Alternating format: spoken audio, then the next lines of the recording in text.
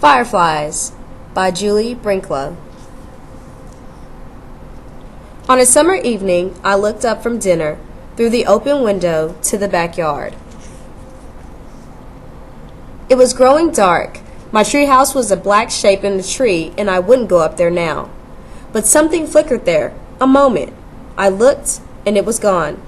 It flickered again, over near the fence. Fireflies. "Don't let your dinner get cold," Mama said. I forked the meat and corn and potatoes into my mouth. "Please, may I go out? The fireflies." Mama smiled and Daddy nodded. "Go ahead," they said. I ran from the table down to the cellar to find a jar. I knew where to look, behind the stairs. The jars were dusty, and I polished one clean on my shirt. Then I ran back up 2 stairs at a time. Holes, I remembered, so they can breathe. And as quietly as I could, so she wouldn't catch me dulling them, I poked holes in the top of the jar with Mama's scissors. The screen door banged behind me as I ran from the house. If someone said, "Don't slam it," I wasn't listening. I called to my friends in the street, "Fireflies!" But they had come before me with polished jars, and others were coming behind. The sky was darker now.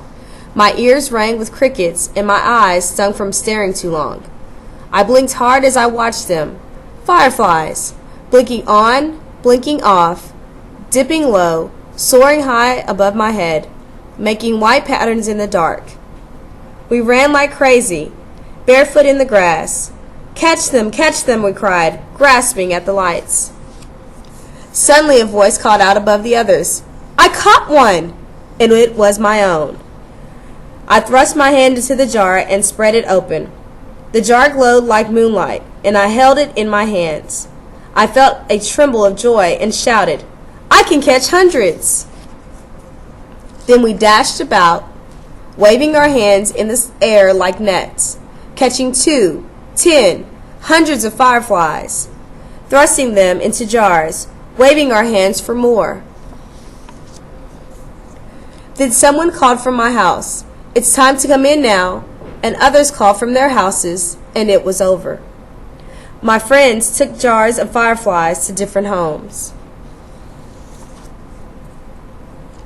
I climbed the stairs to my room and set the jar on the table by my bed.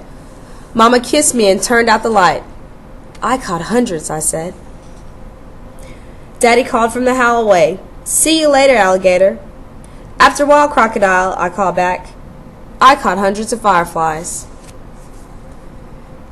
In the dark, I watched the fireflies from my bed. They blinked off and on, and the jar glowed like moonlight. But it was not the same.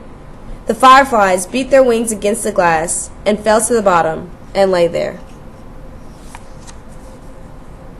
The light in the jar turned yellow, like a flashlight left on too long. I tried to swallow, but something in my throat would not go down, and the light grew dimmer, green, like moonlight underwater. I shut my eyes tight and put the pillow over my head.